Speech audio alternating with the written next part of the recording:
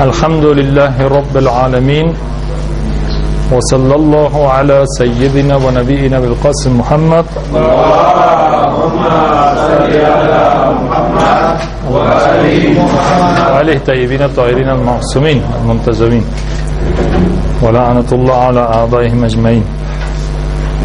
Bismillahirrahmanirrahim. Rabbi shrah li sadri wa yassir li amri wahlul 'uqdatan min lisani yafqahu qawli. Bueno, hermanos, estamos viendo sobre el Imam Ali alayhi salam. Habíamos llegado hasta Abu Talib, el tío del profeta Muhammad sallallahu alayhi wa sallam. Abu Talib, que durante los 3 años del boicot lo protegió al profeta y fue fundamental, y el profeta lo amó,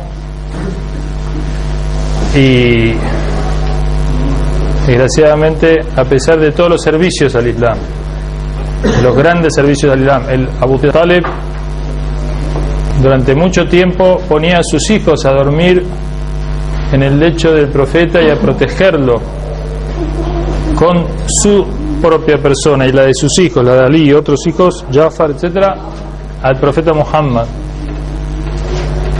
y siempre lo acompañó en su misión, y fue muy importante para el profeta su protección y su ayuda. De modo que ya dijimos ayer la importancia que tiene el hecho de que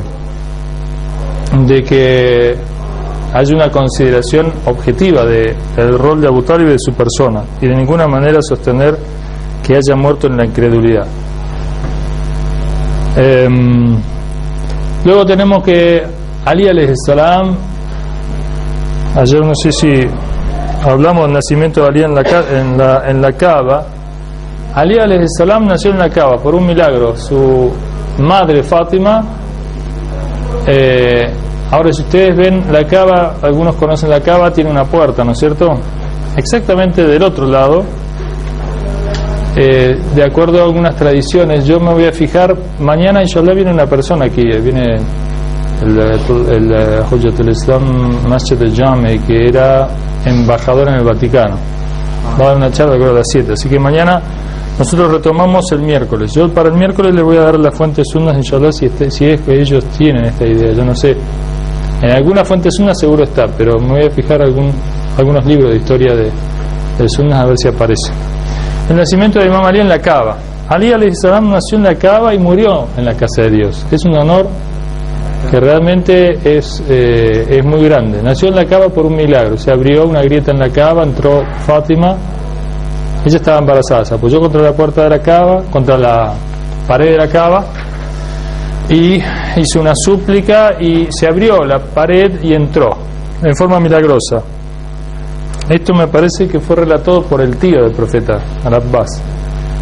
De todas maneras, los milagros en Ahlul Bayt, o sea, en los imames, vamos a ver que son constantes, y vamos a ver muchas fuentes,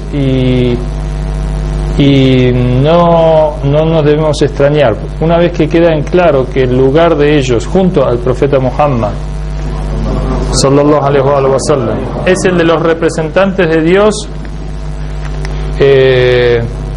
vamos a ver la cantidad de milagros que ellos realizan. Solo el hecho del Imam Mahdi alayhi salam y su ocultación, su vida prolongada, como la de Jesús, que también va a regresar, o la del Hedr, otro profeta que también del Corán, es una creencia de todos los musulmanes, está vivo aún, porque de acuerdo a una tradición él se adelantó a beber de la fuente del agua de la vida eterna. Vida eterna se refiere a vida mundanal, porque toda alma va a morir, dice el Corán, salvo el rostro de Allah, el día en que Allah dé la orden de que muera la creación, inclusive el ángel de la muerte, que es el último que muere, y después viene la resurrección. O sea que en ese sentido la vida del Hedr, del profeta verde, Hedr es verde de vida, es una creencia islámica, está en el Corán. ¿Se acuerdan cuando Moisés va a buscar en el Sagrado Corán, va a buscar al Hedr, ¿no? Y va con su hijo y lo están buscando, llegan a una roca, dice el Corán, y tenían un pescado para comer. Llevaban un pescado para comer. Lo colocan en la roca y sigue en viaje, que dice Shaitán me hizo olvidar, dice el hijo. Vuelven, pero el pez había tomado del agua, lo habían puesto en un lugar donde estaba esta agua, el agua de Heder, y el pez revivió y se fue al mar. Allí se encuentra el profeta Moisés con el Heder, que le va a enseñar unas enseñanzas ocultas. ¿Saben la historia del Corán? ¿En qué sura está ese, profesor? En la sura Kahf 18, la sura La Cueva 18. Busquen la ley, ya 20 y tanto, no me acuerdo. ¿Les cuento la historia? Sí. Vamos a hacerlo. Bueno, cuando el profeta Moisés se encuentra con el Heder, que lo estaba buscando como maestro espiritual, él tenía un grado muy elevado, lo encuentra y le pide permiso para estar con él y aprender de él. Heder era muy elevado, pero el profeta Moisés era representante de Dios. Era como, desde un punto de vista, era como un entrenamiento para Moisés, ¿sí? El Heder está al servicio de Moisés en este caso, pero tiene un rango elevadísimo. Ahora el Imam Mahdi tiene un rango más elevado que el Heder, y el Heder va a está al servicio de Ahlul Bayt y del Imam Mahdi. Ustedes dicen, ¿cómo estos chiitas que hablan del Imam Mahdi que tiene un grado tan elevado? No dicen las tradiciones que Jesús en Jerusalén reza detrás del Imam Mahdi. Y ustedes saben lo que es el grado de Jesús, y ningún musulmán puede poner en duda que él es Ruhullah, es el Espíritu de Dios, y que dice el Sagrado Corán los milagros que hacía. Y Jesús, que va a reaparecer, ¿sí?, que no fue crucificado, sino que les pareció como si otro hubiera sido, tomó su lugar. Es una historia que ahora la ponemos entre paréntesis porque es muy interesante también, la interpretación islámica de la crucifixión. No sé si la saben. No. Bueno, nos vamos por las ramas si empezamos a hablar de todo eso, pero es muy interesante. Lo cierto es que Jesús, con todos los milagros que el Corán le adjudica, está al servicio y reza detrás del Imam Mahdi alayhi salam en su aparición. Entonces, sí, salam alaikum. Entonces, volviendo a nuestro tema, el Heder le va a enseñar, pero le dice a Moisés que él no tiene paciencia, no tiene una paciencia como para poder estar con él. Pero el Moisés le insiste, le dice, bueno, con la condición de que no me preguntes hasta que yo te diga. Entonces llegan a un río, van juntos, llegan a un río, y allí los ayuda a cruzar un pescador al otro lado del río. Antes de llegar, un poco antes de llegar ya a la otra orilla, el Heder agujerea el bote y se hunde el bote. Entonces Moisés, imagínense, un acto total de injusticia, pobre pescador, encima que los ayudó, los cruzó, y él, representante de Dios, hace un agujero en el bote y se hunde. Entonces, no dice el Corán los detalles, seguramente el pescador no le habrá gustado, habrá habido una discusión, como fuera. Lo cierto es que el Heder le dice, no te dije que no me preguntes hasta que yo te diga. Tienes razón, me olvidé, era la condición. Siguen su camino. Y siguen, ¿sí? Un pescador. Siguen su camino, no pregunte hasta que termine. Muy bien, un ayudante bueno. Entonces siguen su camino hasta que llegan a un lugar donde Moisés y el Heder van a estar acompañados por una familia, y el Heder va a matar a uno de los hijos de esta familia, con lo cual Moisés nuevamente protesta y le dice que él no puede tolerar, ¿no? Puede ser que le saca la cabeza de, no, o sea, por lo que me contó el profesor, la agarra, la acaricia la cabeza hacia acá arriba, le hace un impulso así y le saca la cabeza de un poco, le saca la cabeza así de una, con la fuerza que tiene le saca la cabeza. Pero como sin querer, digamos. No sé, la manera en que lo mata yo no lo sé, no lo sé. Eso habría que confirmarlo, ver las fuentes como es. Puede ser, Allahu Alam. En el Corán está que lo mata, no dice cómo. Y luego llegan a un pueblo, le dice, bueno, te dije que no me preguntes, nuevamente le dice que es verdad, que lo disculpe. Pero Moisés, realmente era muy difícil para Moisés tolerar esas cosas. Llegan a un pueblo y allí le niegan ayuda, estaban muy hambrientos, le niegan una casa donde se detienen, le niegan ayuda, le niegan la comida, no los tratan bien. Sin embargo, el Heder se les ofrece a arreglar una pared que se estaba por caer de la casa, y se las arregla gratuitamente. Entonces ahí Moisés nuevamente lo interrumpe y se queja y le dice: pero ¿cómo? A ellos que nos trataron tan mal, a los que nos trataron bien los trataste mal, a ellos que nos trataron mal los tratas bien, y le haces esto, la verdad no te entiendo. Entonces el Heder le dice: bueno, hasta aquí llegó nuestro camino. Te voy a explicar aquello que no tenías conocimiento y que no tuviste paciencia para esperar a que yo te lo explique.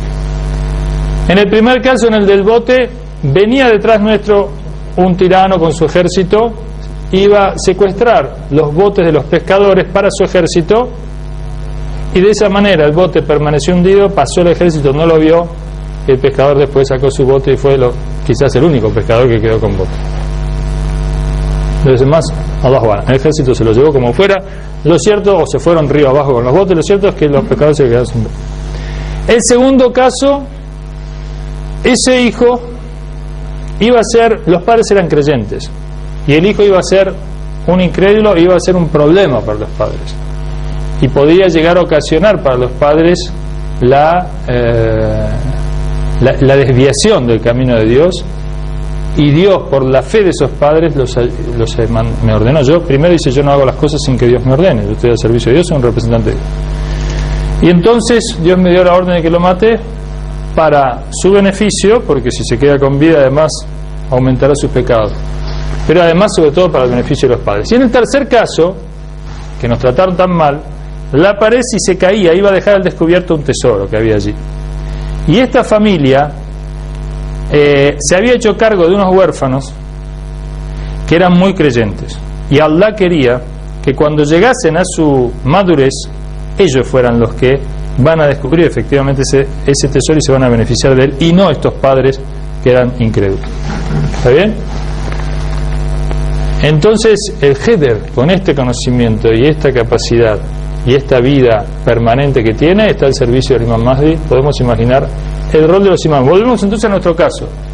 Vamos a ver numerosos milagros, ¿sí?, de los imames en general. Vamos a verlos y vamos a ver una mínima parte de su vida y de lo que representan, y de los milagros que hacen aún desde el Barzaj donde están. Es decir, ellos están vivos, como dice el Corán. No digáis de aquellos que mueren en el camino de Dios que están muertos, sino que están vivos junto a su Señor, están sustentados, ¿no?, por la bendición. Los mártires no están muertos, están. El profeta en Badr le habla a los muertos, le dice: ¿cómo les habla si ellos no te escuchan? El profeta, ¿qué les dice? Cuando le habla a los muertos de Badr, le dice: ellos escuchan mejor que ustedes, solamente que ustedes no pueden escuchar sus voces, salvo para aquellos a quien Dios le da esa posibilidad, ese conocimiento o esa capacidad. Los demás normalmente no tienen. Los guías de Dios, los purificados, los grandes místicos, etcétera, tienen otra capacidad de conocimiento. El viaje del profeta en el Me'raj. El viaje del profeta en el Me'raj, cuando ascendió a los cielos, ¿sí?, antes de que se vuelque una copa de agua, un vaso de agua. ¿Conocen? Está en el Corán, la sura 17, se llama la ascensión a los cielos. Allí el profeta es elevado a los cielos y Dios le muestra toda la creación, ¿sí?, y le muestra los mundos espirituales o celestiales, hasta el trono de Dios, hasta donde el arcángel Gabriel le dice: yo no puedo seguir más, si yo sigo me destruyo, mi capacidad llega hasta aquí, no puedo avanzar más, ya de aquí en más vas tú solo. El profeta Muhammad asciende y Dios le revela lo que le revela, sí, ya es una cosa entre él y Dios, tiene una conversación directa con Dios. Todo eso, el profeta va, asciende a los cielos en el Burak, en el caballo de luz, más rápido que la luz, y asciende a los cielos, retorna. Cuando retorna, todavía no se había terminado de volcar el agua, o sea que fue, desde el punto de vista del tiempo material, fueron unos segundos. Nosotros podemos tener una mínima idea cuando dormimos, ¿no es cierto? Decimos dormí 3 horas y uno durmió 10 minutos. A veces suceden ese tipo de descompaginaciones entre un mundo, digamos, y otro, o un mundo más espiritual. El alma, saben que el Imam Sadek alayhi salam dijo, le preguntaron cómo es la muerte, dijo, tenéis un ejemplo de la muerte en el sueño.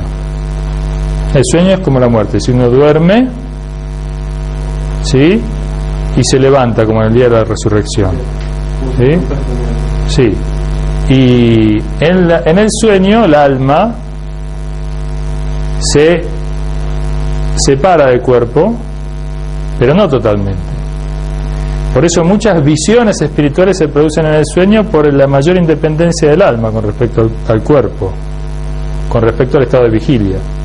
Pero en la muerte la separación es total, y la percepción del alma también es total. Muy bien. Por ejemplo, hay muchos dichos en los caminos místicos. El profeta dijo, mueran antes de morir.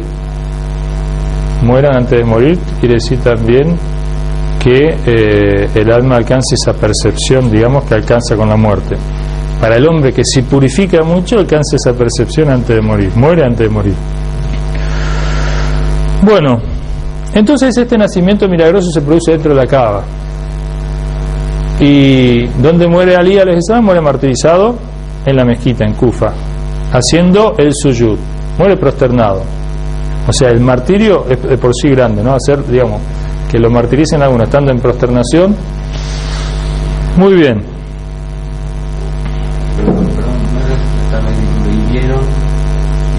Sí, murió después, es verdad. El golpe se lo pegan estando prosternado con una espada envenenada. Después de 2 días muere. Bueno, el imam desde niño se educó y creció con el profeta Muhammad, ¿sí? Es decir, que el profeta lo estuvo entrenando. Decía, luego después cuando comienza a descender el Corán, Ali le enseña al profeta las aleyas, le enseña el significado de las aleyas y hace dua para que en el corazón de Ali alayhi salam se memorice todo el conocimiento. Luego tenemos que Ali alayhi salam acompañaba al profeta hasta en los retiros espirituales en el monte Hira o en el monte de la luz, y el monte de la luz. Y además hay un dicho del profeta que dice, oh Ali, tú ves lo que yo veo y oyes lo que yo oigo, salvo que tú no eres profeta, ¿sí? Es decir, que él también veía al arcángel Gabriel. Vamos a ver también ejemplos de cómo el arcángel Gabriel no solamente estaba al servicio del profeta en cuanto a la revelación, únicamente con el profeta, pero en cuanto a la revelación coránica, quiero decir. Pero en cuanto a hablar el arcángel Gabriel con los imames, ellos también, o sea, el arcángel Gabriel también habla con ellos, salvo que no tienen ellos revelación. La revelación es la del Corán. Ellos son intérpretes y ejecutores del Corán, pero no son los receptores del Corán en el sentido, o que tengan la responsabilidad de, o que les haya sido asignados a ellos la revelación coránica. Luego tenemos que a los 10 años el imam Ali alayhi salam se hace musulmán. A los 10 años el profeta tenía 40 cuando recibe la revelación, Ali tendría aproximadamente 10. Luego el imam Ali, entonces, como dicen bien los hermanos Sunna, karramallahu wajhu, nunca se prosternó ante los ídolos. Y eso, como dijimos ya, marca una gran diferencia para alguien que es criado y entrenado por un profeta como lo fue Ali, ¿no? No, el profeta tampoco. Luego tenemos que en la primer convocatoria pública, que dice el Sagrado Corán, él llama a su familia, conocen la historia.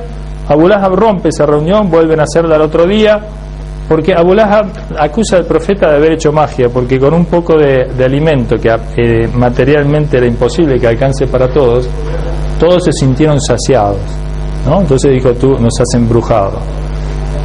Y entonces empezó a protestar y demás, y rompió la reunión, digamos, no pudo seguirse la reunión. Al otro día fueron convocados nuevamente y el profeta ya anunció su misión, la revelación, el Islam públicamente, y dijo, ¿quién me va a ayudar? ¿Quién va a ser mi hermano? Y demás.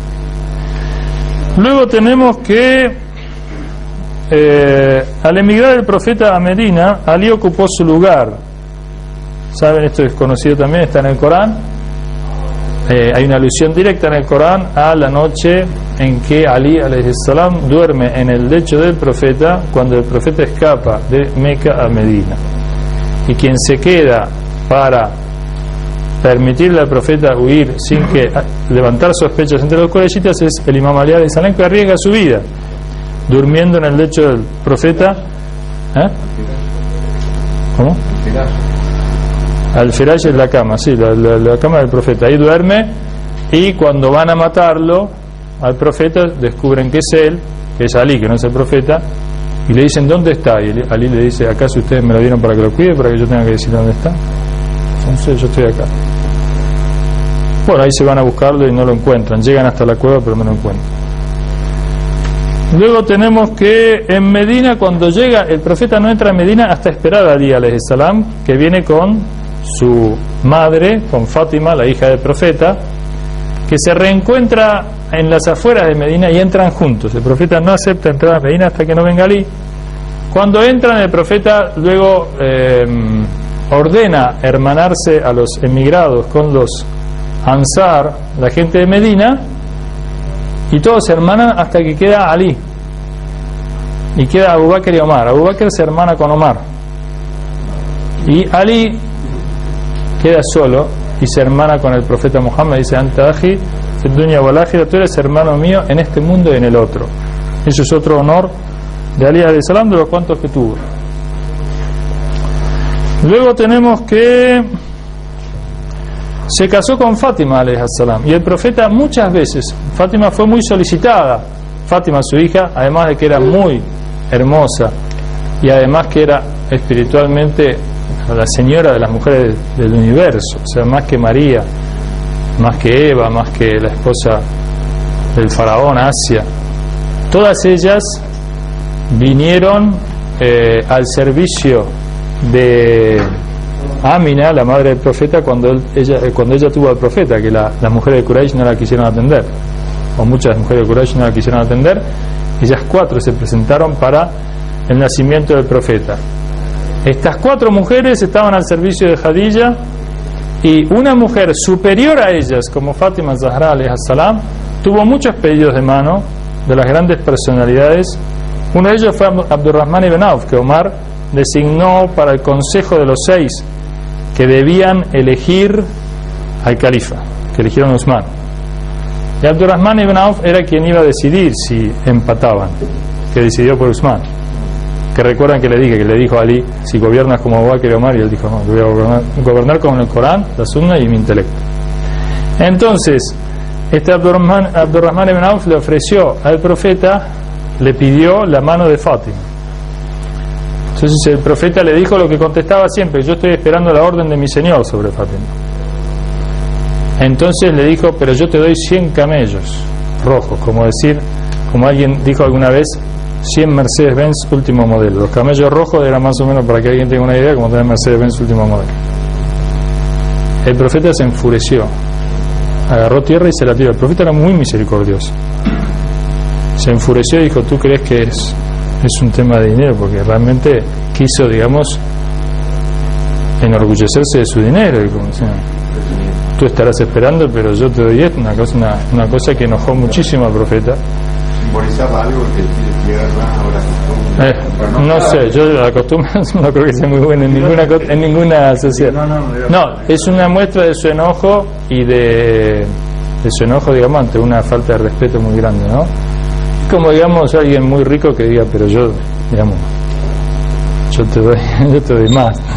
Es una cosa que no está a la altura de los profetas, que le vengan a hablar al plata. Ellos son representantes de Dios y tienen poder sobre toda la tierra y no tienen un problema de dinero, no tienen un problema. No dijeron al profeta Muhammad que si abandonas tu misión te damos la jefatura de la Meca, las mujeres que quieras, el dinero que quieras.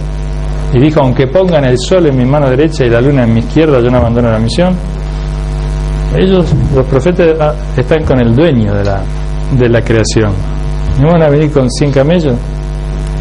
100 camellos, el profeta hace así: están los 100 camellos, tienen, digamos, lo que Dios quiera. Ahora, que ellos actúen de acuerdo a la voluntad de Dios y que ellos renuncien a las bendiciones materiales en una medida que ninguno los podemos alcanzar, para hacer justicia, para ayudar, para distribuir entre la gente, es otra cosa. Pero si ellos quisieran, ellos tienen más derecho que cualquier otro a todas las bendiciones de la creación. Y eso lo vamos a ver, o va a quedar en evidencia en el día del juicio, donde allí ya no hay un problema, digamos, de prueba o de ayudar a los demás o evitar las carencias o las injusticias. Allí ellos gozarán como los creyentes, ¿no es cierto? Los creyentes que tienen palacio, como esas cosas son en este mundo. Yo me acuerdo una vez, el Corán habla de las joyas entre los creyentes, ¿vieron?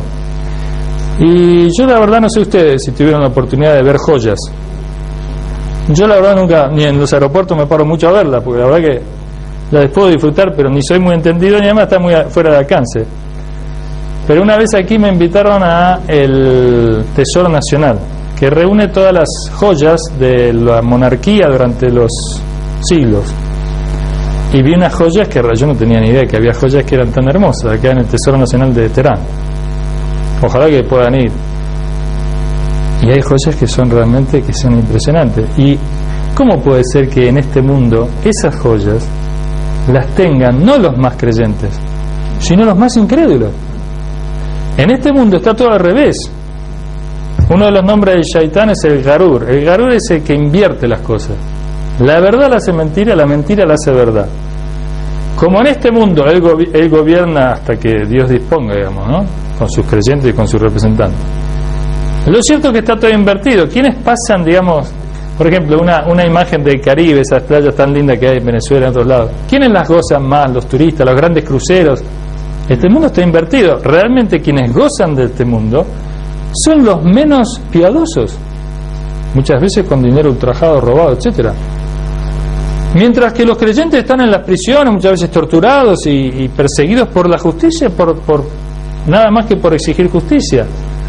Pero en el otro mundo bueno, yo cuando vi la joya digo, la verdad, mashallah, que ahora entiendo cómo el Corán habla de estas cosas. Y eso que las joyas de este mundo son pálido reflejo de las bendiciones del paraíso, inshallah, que veamos nosotros. Bueno, entonces, ¿con quién se casa Fátima alayhi salam? Finalmente Ali alayhi salam le pide la mano. Ahora que yo escuché una historia, no sé si ustedes escucharon, que Abu Bakr y Omar, ya digamos desesperanzados de que puedan casarse con Fátima, ni ellos ni ningún otro se dan cuenta que sugieren que Ali se case con ella. Según esta versión encuentran a Ali trabajando, 25 años tenía, y le hablan del casamiento y dice que yo no, según esta versión que yo escuché, yo no estuve pensando en eso, ahora no tengo mucho con qué. Bueno, le insisten. Entonces él va a ver al profeta Muhammad y el profeta dice que golpea la puerta y no me acuerdo que se daba un musulmán, no me acuerdo con quién estaba, que le dice que abre, que ha venido el mejor de la creación después de mí, algo así dice. Entonces creo que estaba Anas ibn Malik, un ayudante del profeta, y entonces va y abre y estaba Ali y cierra. No quería. Entonces el profeta le dice de nuevo, ve y abre, hasta que al final entra. Me ha anunciado Jibril que va a venir.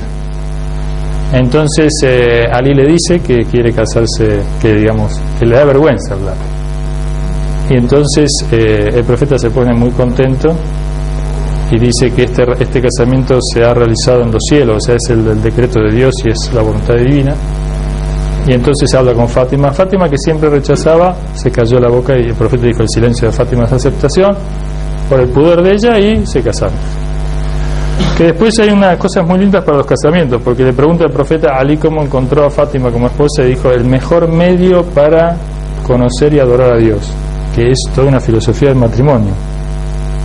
Un matrimonio bien concebido, que inshallah también depende muchas veces de la pureza de los cónyuges,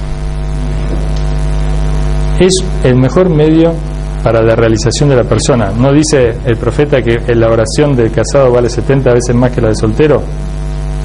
Por lo tanto, hay en el camino espiritual una realización, eso, digamos, en términos más mundanales, si se quiere. Una persona que se casa se desarrolla más porque deja de pensar en sí mismo, empieza a tener una visión más objetiva de las cosas, digamos, empieza a calcular más sus cosas, comparte y está permanentemente en consulta, y bueno, y comienza a desarrollar todas sus capacidades que las tenía adormecidas, si se quiere, de soltero. Inshallah, que Dios les dé a todos los que no tengan acá una mujer que sea el mejor instrumento para conocer a Allah. Allahumma salli ala Muhammad wa ala Muhammad. Una buena intercesora para eso, para los solteros, es Fátima Masuma alayha salam. Eso lo digo por experiencia propia, porque yo le pedí. El dua que hacía es: elige tú para mí, no yo, porque yo me tenía miedo a mí mismo, y efectivamente alhamdulillah me guiaron bien. Bueno, después tenemos que vinieron, bueno, uno de los temas de Ali alayhi salam es el tema de las batallas, que Ali es modelo, como el profeta es modelo, y como los imames, y como todos los profetas, en todos los campos, en la ciencia, en la adoración, lo vimos, la ayuda a los demás, el sacrificio, y la guerra es uno de ellos. Algunas tradiciones sunnas dicen que el profeta es ma'sum, es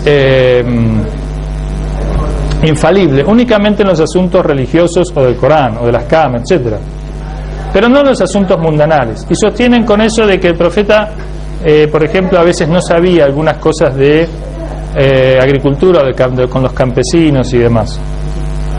Pero acá hay contradicciones entre los sunnas, porque hay una historia de Muawiyah. Escuchen bien esta historia. Muawiyah con el imam Hassan alayhi salam. Muawiyah en público, para poner a prueba al imam Hassan y creer él que lo iba a dejar mal parado, le dice: el profeta acostumbraba a decirnos con exactitud el peso de las cosechas que íbamos a tener de tal o cual dátil, lo que fuera. Sí, como una profecía. Si tú eres lo que declamas ser, sucesor del profeta y demás, dinos cuántos dátiles hay en esta palmera. ¿Saben las palmeras cargadas de racimos de dátiles? Sí, tienen muchos dátiles, digamos, no es que tienen un racimo nada más y no puede decir 200 y a lo mejor de casualidad le dijo, ahora no me acuerdo de 443. Entonces Muawiyah ordenó a sus funcionarios que los cuenten, y las contaron. Entonces contaron 4.443, llegaron a 4.442. Entonces Muawiyah dijo, y se le cayó el último dátil que tenía, que no sé qué, no me acuerdo de la historia, creo que la había escondido, algo así, el funcionario. 4.443. O sea, los imames y el profeta, para entender bien, son infalibles en todos los terrenos. ¿Por qué? No sé si ustedes recuerdan la historia de un encuentro del profeta con un campeón de lucha de los árabes, que le hablaban del Islam. El hombre no le entraba una idea de que los ídolos tenía que dejar los ídolos y que tenía que adorar a un solo Dios. El profeta dijo: déjenmelo a mí. Lo invitó a luchar, que era lo que él sabía. Cuando lo puso boca abajo, el hombre dijo: ashhadu an la ilaha illallah wa ashhadu anna Muhammadan rasulullah. O sea que quiero decir con esto que los profetas le hablan a cada uno, dice la tradición, de acuerdo a su intelecto. Este hombre no es cuestión de hablarle filosóficamente de la existencia de Dios, ni de las razones, ni esto que el otro. En su idioma. Él lo que sabía era... Bueno, no es el único. Los magos del faraón, lo que ellos sabían era la magia. Y cuando ven lo que hace Moisés, está en el Corán, ¿no es cierto? Ellos tiran sus varas y serpentean. Y algunos dicen, seguramente les ponían, usaban como una soga, ¿no? Les ponían algún producto químico, una especie de pólvora así, que cuando las tiraban se movían así como una cosa viva, y la gente decía, bueno, magia, qué poder, ilusionismo. Pero cuando Moisés tira su valla, se come una serpiente, se transforma y se come las sogas. Y los magos dicen, creemos en el Dios de Moisés y de Aarón. Y el faraón le dice: ¿cómo creyeron que yo no les di permiso? Y le dice: tú tienes poder sobre nuestro cuerpo, pero nada más. Dice: les voy a cortar los brazos y las piernas opuestas, que es un castigo durísimo, porque el hombre pierde el equilibrio. O sea, perdón, lo mantiene el equilibrio, ¿no? Pero bueno, queda totalmente malo, un brazo y la pierna opuesta. Sí, porque si le cortan la mano y la cabeza de los dos del mismo lado, ya no puede sostener. Entonces ellos, pero tremenda fe, o sea, aguantaron las torturas y murieron. O sea, la convicción que esos hombres tuvieron viendo el milagro de Moisés. Ahora, ¿qué pasó? Ellos sabían lo que era la magia. Ellos sabían lo que era. Ellos eran los mejores magos del territorio del faraón. Por eso dicen, cuando el imán Mahdi viene, a la gente de ciencia, de tecnología, esa gente, supongamos ahora, para poner un ejemplo, ¿no? De la NASA, ¿no? No tienen ni idea de lo que pasa en el mundo, pero tremendos cohetes ponen a volar a Marte, a Júpiter. Esos hombres, ¿cómo uno les va a hablar de él? O sea, los profetas le hablan a la gente y con ellos van a hablar de una manera, digamos, cuando ellos vean que tecnológicamente los conocimientos, las capacidades, ellos van a decir: esto no es de un hombre. Nosotros sabemos la capacidad humana hasta dónde llega, porque somos los que estamos adelante en ese terreno, ¿sí? Somos la selección mundial del conocimiento de esta tecnología. No hay mejor que nosotros, conocemos y conocemos los límites humanos para esto. Bueno, ¿está bien? ¿Cómo se escribe el masú, el en árabe? Ma'asum. ¿En árabe?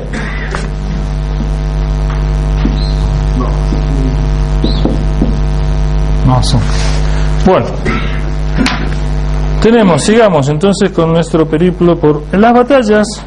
En las batallas no podía ser menos, ni el profeta ni el imam Ali. El profeta, fíjense, el imam Ali, vamos a ver 3 batallas, o 4 o 5 batallas del imam Ali, muy importantes para ver lo que era el imam Ali. En algunas coinciden las fuentes sunitas. Siempre que hablamos de las fuentes sunitas hay que ir a varias de las obras sunitas para encontrar las cosas, ¿no? Es decir, que no hay que quedarse en 1 o 2 libros nomás. Hay que conocer los libros más importantes del sunnismo, en historia, etc. En la batalla de Badr mató casi la mitad de los incrédulos que atacaron a los musulmanes, los mató el profeta. Esto le digo a los que no conocen tanto del Islam, que el profeta Muhammad sallallahu alaihi wa sallam y el Islam en el Corán, lo digo porque como se habla bastante de guerra en el Islam, y para la persona que viene del cristianismo, digamos, no cuaja mucho que un profeta, digamos, haga la guerra, ¿no es cierto? A pesar de que en la Biblia está, que Salomón la hacía, David la hacía, pero de todas maneras es tan fuerte la imagen de Jesús, tan santo él, retirado, digamos, de las cuestiones mundanales o de la política o de la guerra, y tan fuerte el énfasis en la paz y el amor, que es casi contraproducente, digamos, decir que el profeta era tan valiente o que hacía esto o lo otro. Pero lo cierto es que el Corán dice que 2 cosas voy a decir en relación a este tema. Una es que el Corán dice que Allah prohíbe la agresión. Ningún profeta, por definición, jamás va a agredir a alguien. Hasta el punto que el imam Ali tiene un dicho muy hermoso, dice: si todo el mundo y lo que hay en él, y 7 veces más, me fuera concedido a cambio de que le quite a una hormiga el alimento que lleva su madriguera injustamente, yo no lo haría. A ver si repetimos: si me diera Dios el mundo y 7 veces él, a cambio de que le quite a una hormiga. Ustedes dicen: pero nosotros tenemos hasta gente que la otra vez me contaron que había un sabio, acá no me acuerdo el nombre, que se fue de una conferencia en un lugar y se sentó en un parque, en un lugar abierto, y unas hormigas se le subieron a la capa. Se fue a dar una conferencia en media hora en otro lugar y vio que estaban las hormigas en la capa. Dicen que se volvió a aquel lugar para dejar las hormigas ahí en esa madriguera de las que se fue, ¿no? Bueno, muy detallista en cuanto a los derechos del otro. Perfecto. Pero yo sí escuché de sabios que nosotros, por ejemplo, ¿qué pasa en el Islam si yo mato las cucarachas, las hormigas en la casa? Le echo un tremendo veneno, mato todos los bichos que hay. ¿Está bien o está mal? Tenemos permiso de matar los animales o los insectos que nos dañan o nos perjudican, pero con una condición: que tengamos la casa limpia. ¿Qué quiere decir? Que si yo dejo toda la comida tirada, todo sucio, ¿sí? Vienen los animales, lógicamente, a comerla. Y cuando vienen yo digo, qué porquería, lleno de veneno. Entonces yo por un lado los estoy invitando, es como una trampa, y después los mato. O sea, los animales no entienden mi comportamiento humano, ¿no?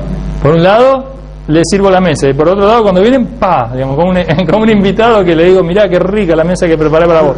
Y cuando viene, le corto la cabeza. O sea, ¿me invitás o no me invitás? Entonces, es verdad que yo tengo derecho ante Dios de matar los animales que me pueden perjudicar, pero tengo que tener un comportamiento adecuado hasta ese nivel. Para nosotros eso es casi ciencia ficción, pero para los hombres elevados espiritualmente, todo exactamente como dice el Corán, hasta el átomo, hasta la acción más pequeña de ustedes la verán. Y la gente va a decir, Dios mío, ¿qué es este libro? O sea, mis acciones que no dejan ni lo grande ni lo pequeño, cosas que yo me había recontra olvidado que había hecho. Cuando ese día que pasé y vi una cucaracha que estaba totalmente en la calle, fuera de lo ¡praf! ¿Por aquí, digamos, qué necesidad? Supongamos, ¿no? Digamos, en la calle, en el campo, ¿qué problema hay? Yo de chico, astaghfirullah, quizás producto de la cultura, no sé, pero yo me divertía matando a los pajaritos, lo que fuera, no sé usted, con la onda, con lo que fuera, la cosera, con las piedras, con lo que fuera había que tirarle. Y cuanto más raro el pajarito, más trofeo. Sí, es un tremendo criminal, pero bueno. Ahora, nosotros tenemos el imam Zain al-Abidin alayhi salam, cuando le iba a pegar a la camella, que le iba a pegar a la camella, en un momento no quiso caminar. Se atrancó, como dice, se empacó, dicen en Argentina. Se empacó, no quiso caminar. Tenía como una fusta y dice, no le voy a pegar. Dice, pero ¿qué problema hay? Todo el mundo le pega al animal para que camine. Dice, esta camella me llevó 30 veces al Hajj. Y si no fuera porque temo que mi Señor me reproche mi altanería, digamos, el abuso de una de sus criaturas, entonces no le pegó y demás. En el Islam tenemos el cuidado de los animales, ya qué decir de las plantas, de los hombres, y qué decir del Hajj. Esto entre paréntesis lo digo, porque cuando uno hace el Hajj, saben, no puede ni pisar las plantas, digamos, ni si un mosquito en el Hajj, en la vestimenta del Ihram, se le para aquí, no podemos matarlo. En estado de Ihram está prohibido, ¿sí? Vamos a hacer así, digamos, que se vaya lo que fuera, pero no lo podemos matar, ¿sí? Sin embargo, los peregrinos creyentes fueron matados y aplastados, digamos, en el 87, cuando yo estuve en el Hajj.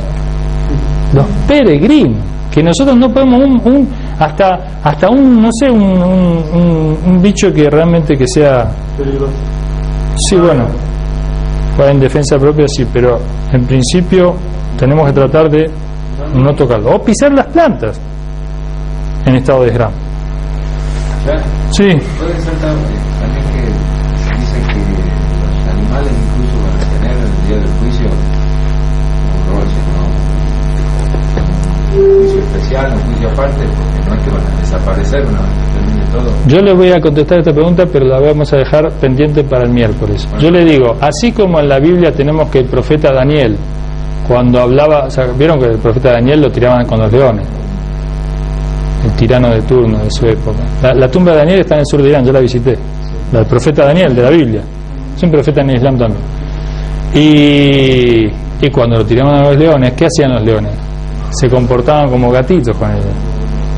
Nosotros vamos a ver ejemplos, pero incontables, del diálogo de los animales con el profeta y con los imanes, ¿sí? Pero no solamente los animales, las plantas, los árboles, las rocas, todo, ¿sí? Como las rocas, cuando le decían, eso está en las fuentes sunnas también, cuando el profeta venía del monte Hira, las rocas le decían Ashhadu annaka Rasulullah, le hablaban, las piedras hablaban, ¿sí?